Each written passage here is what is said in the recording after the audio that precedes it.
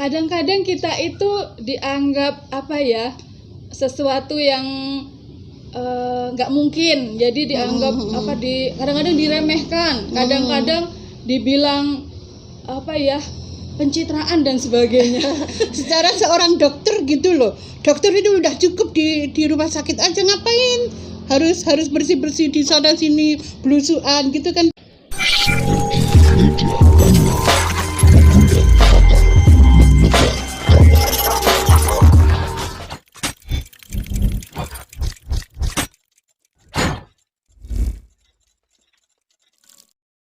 Assalamualaikum warahmatullahi wabarakatuh. Selamat pagi, salam jumpa kembali dengan saya Puji dari Sinergi Media Banyuwangi, sebuah media untuk menyebarkan kebaikan-kebaikan dan memberikan berita-berita baik kepada semuanya yang ada di Banyuwangi dan dimanapun berada bisa menangkap channel Sinergi Media Banyuwangi.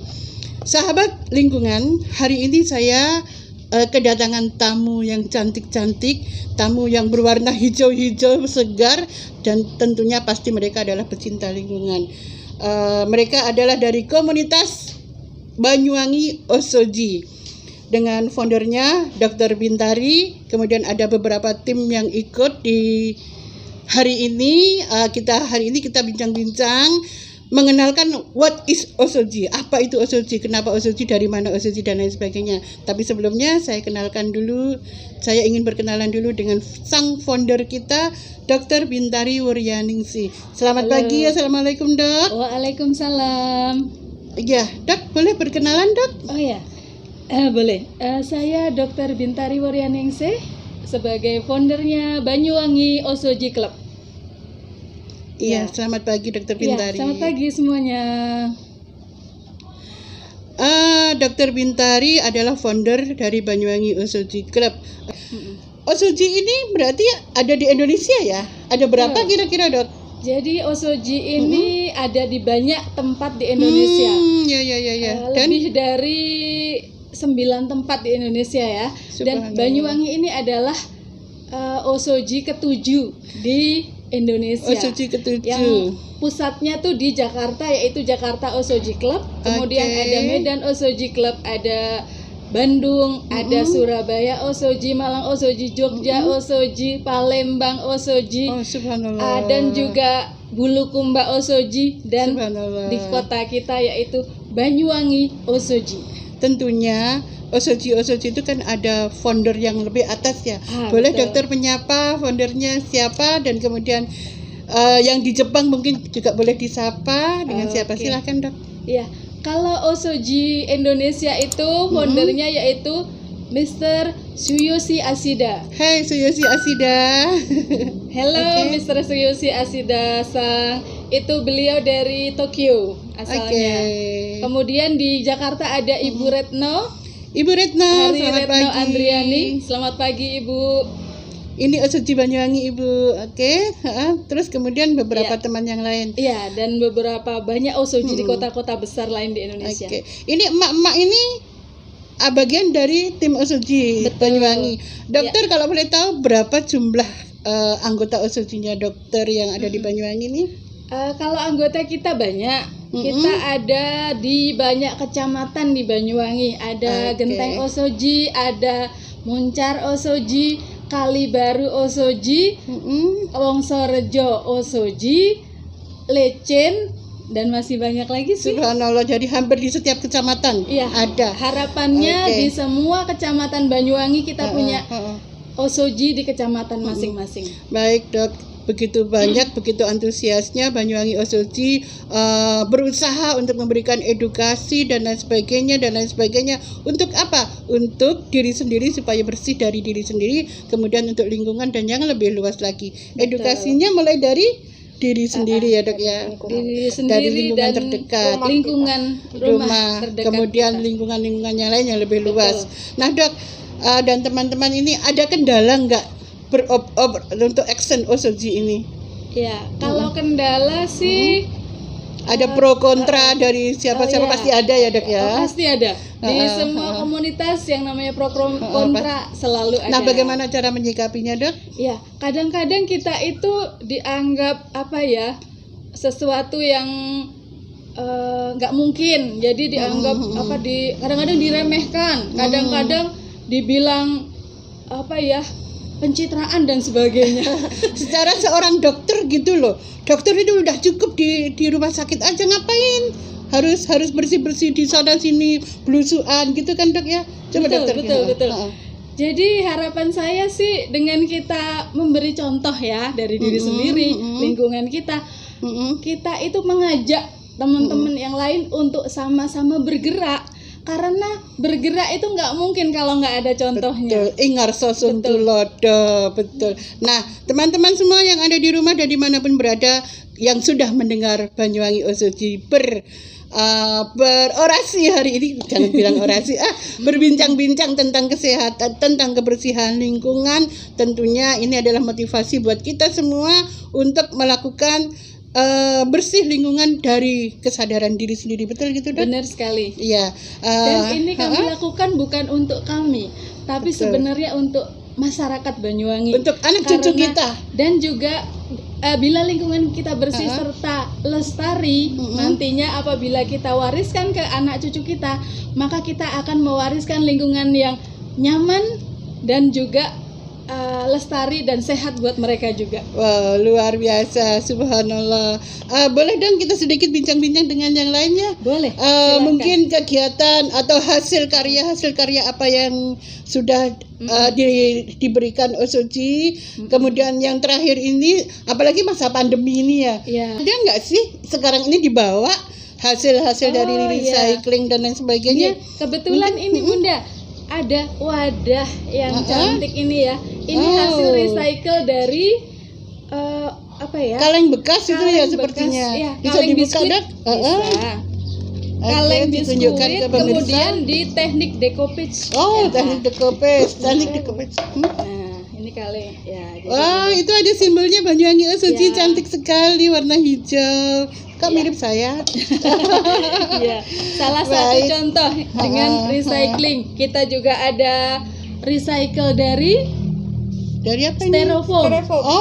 Dari styrofoam.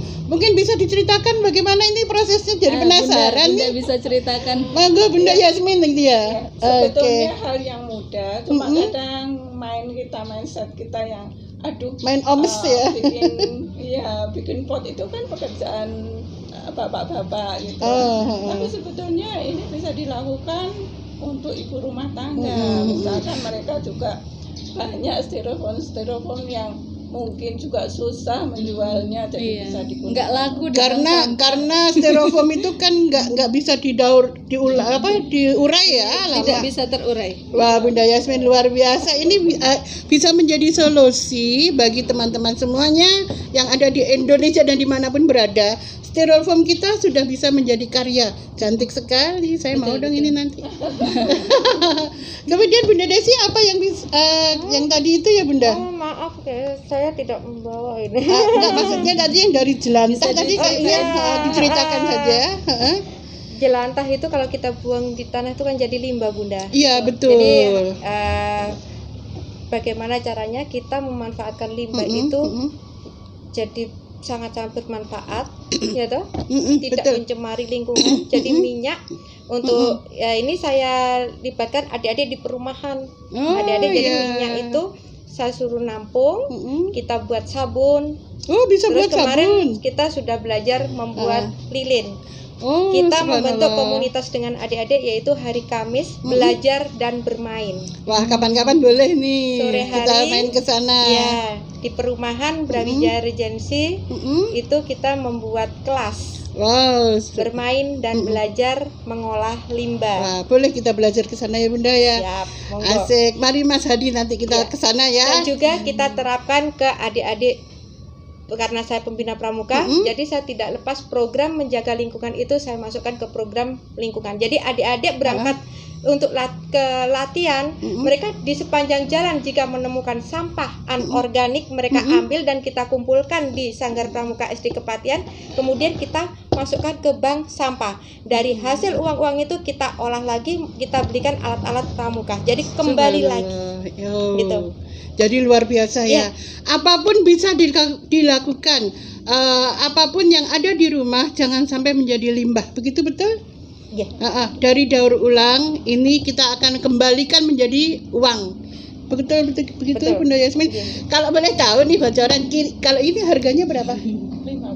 50. Kalau dibiarkan begitu saja akan menjadi limbah, akan menjadi gunung limbah. Tapi kalau diolah Ratusan tahun terurai. ratusan tahun.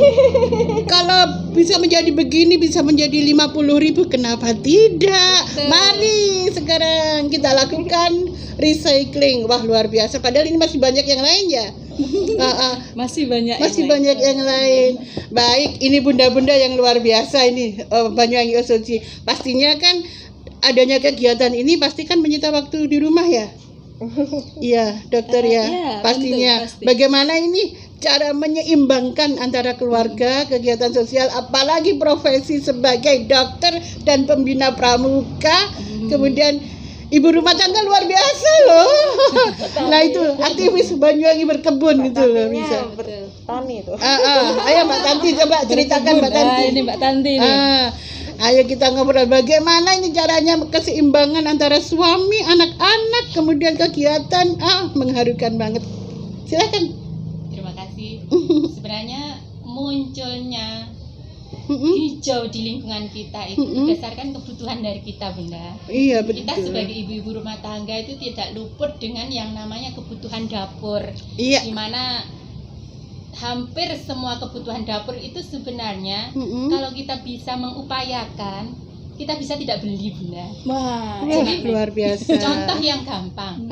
Pertama kita beli satu aja bawang pre yang kita gunakan kan paling hanya atasnya. Iya betul. Yang bawahnya itu tidak bisa tidak Yang bisa ada- dibuang. yang ada akarnya. Itu kita tanam lagi. Oh, iya, Kan bisa. kita tidak selamanya kita pakai bawang pre toh. Kita Iya, tunggu betul. sampai bawang pre itu Mhm. bisa tumbuh dan dimanfaatkan kembali.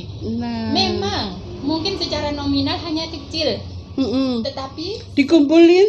jika dikumpulin itu sangat membantu Iya, bagi kita sebagai ibu-ibu betul. rumah Dan- tangga di dalam pengaturan pengeluaran, Bunda. Solusi emak-emak, the power of emak-emak dalam rangka membantu para suami yang galau ketika terdampak pandemi. Betul. Ibu-ibu kreatif ini harus dikasih apresiasi yang luar biasa. Nah, Bunda Tanti, kira-kira untuk bisa tumbuh, berkembang dan lain sebagainya itu kan nggak mungkin. Saya soalnya suka gagal. Kalau kira-kira ada nggak itu pupuk-pupuk yang pupuknya kimia atau gimana itu? Kalau Kira-kira. kami mengupayakan sebisa mungkin menggunakan bahan-bahan yang organik. Gitu. Karena pada dasarnya kalau kita mendengar sebenarnya pohon-pohon itu berkata loh, Bunda, kepada kita, Hai pohon. hai manusia, kalian sudah saya beri buah, bunga, tolong dong daun dan dahan-dahan yang nggak berguna itu kembalikan kepada kami. Nah, Oh, sebenarnya pesan dari itu tanam tanaman. sebenarnya ada pesan moral seperti itu dari pohon yang harusnya kita peka terhadap itu, Bunda. Betul. Jadi sebisa hati nurani. mungkin. Nah, ini kembali lagi kita berkolaborasi satu visi dengan yang dilakukan oleh Osoji. Bagaimana kita menciptakan pupuk. Nah, Bunda. Iya. Bunda dokter ini yang ahli banget. Wah, mengelola. betul. Kira-kira seperti apa? Di bawah nggak kira-kira? Pupuk apa kayak iya. gitu tuh? Kebetulan- Bagaimana? Iya, kebetulan kita ada membawa komposter Takakura ya. Apa itu lagi Takakura? Kagak ngerti aja. Kita nanti Cerita. ada hubungan timbal balik loh, Bunda. Oh, begitu. Begitu. Jadi kami bagaimana cara membudidaya. Nah, membudidaya itu sendiri artinya Tanaman. adalah berilah budi, berilah kasih sayang kepada tumbuhan.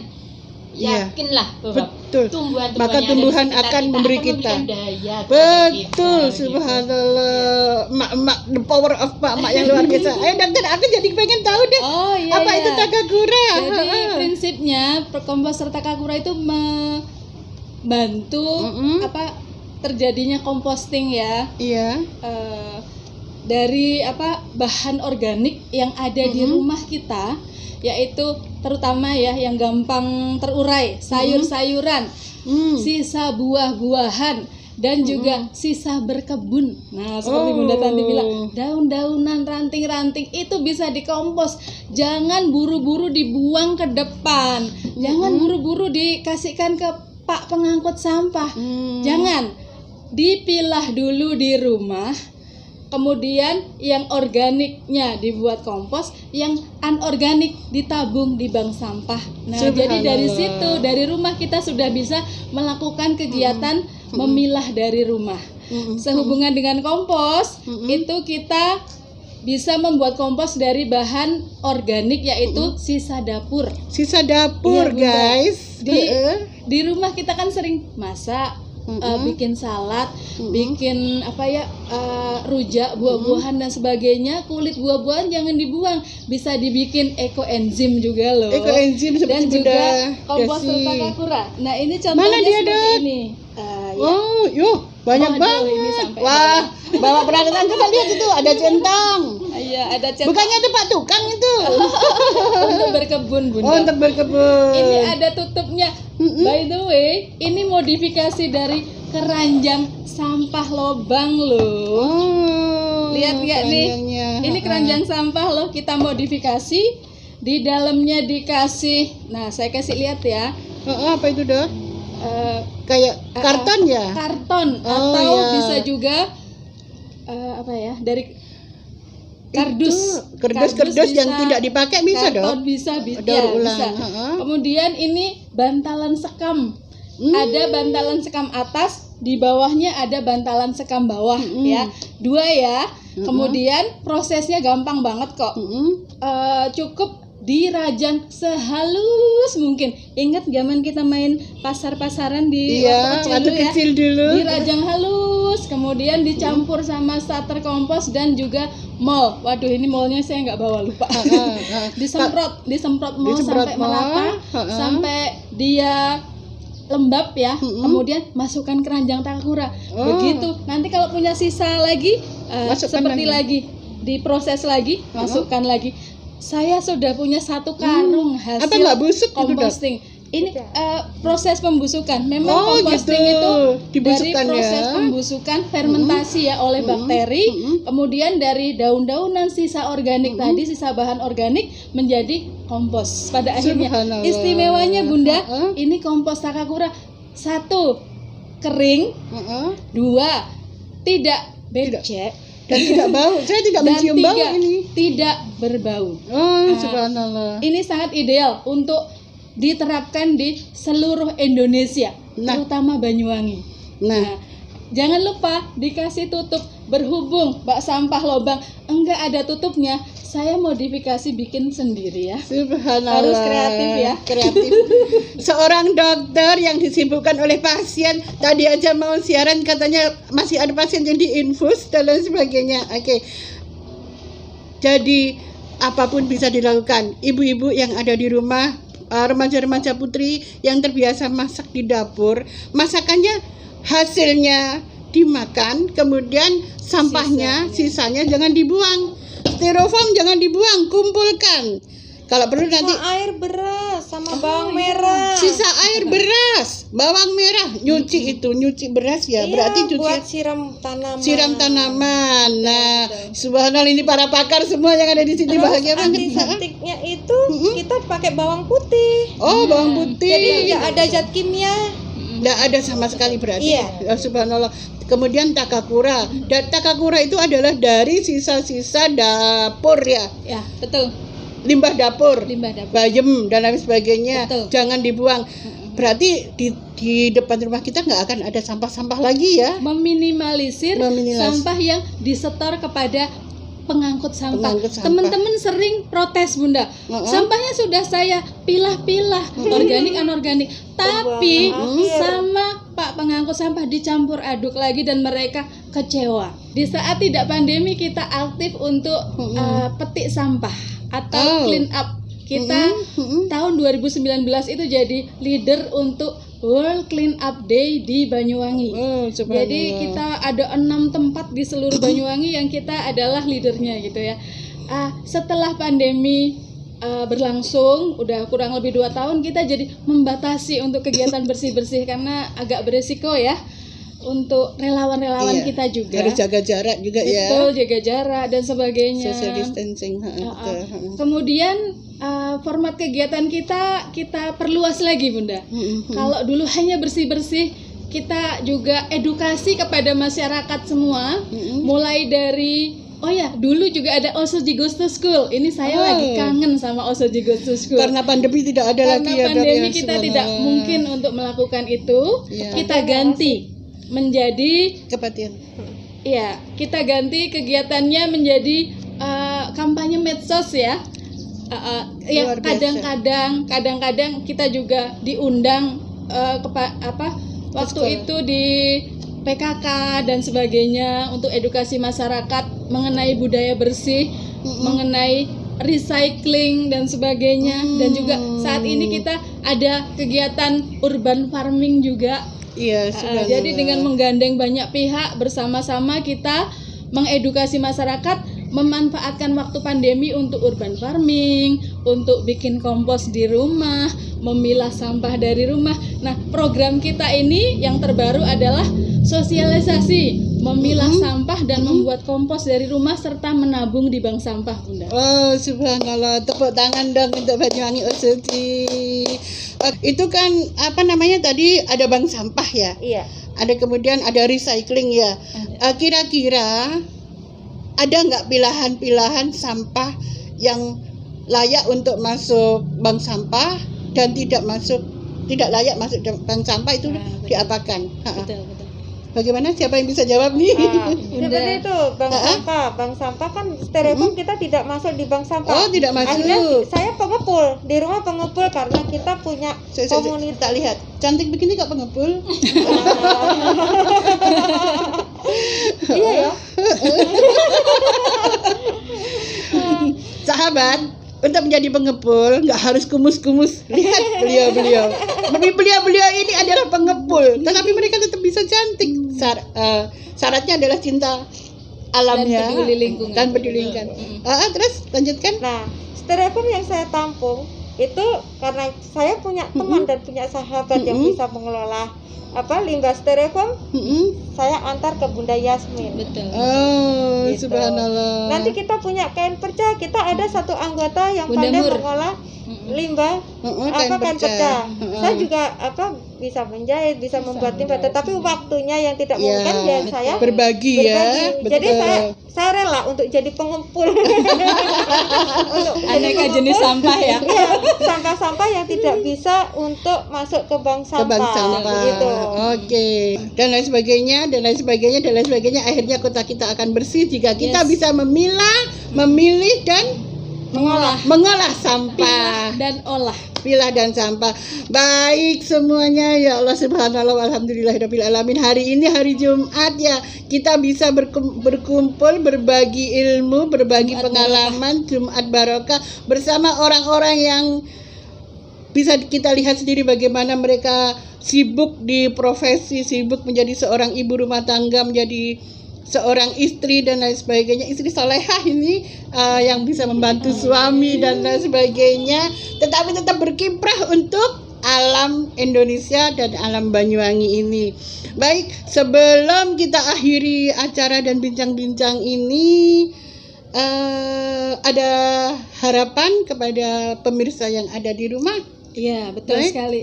Pesan kami supaya teman-teman sobat Osoji di seluruh Banyuwangi dan seluruh Indonesia agar senantiasa menjaga lingkungan kita, senantiasa bersih, jangan buang sampah sembarangan. Jangan buang sampah sembarangan.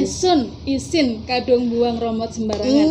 Kemudian yang kedua, sampahku adalah tanggung jawabku. Oke, siap. Bunda Desi, gimana?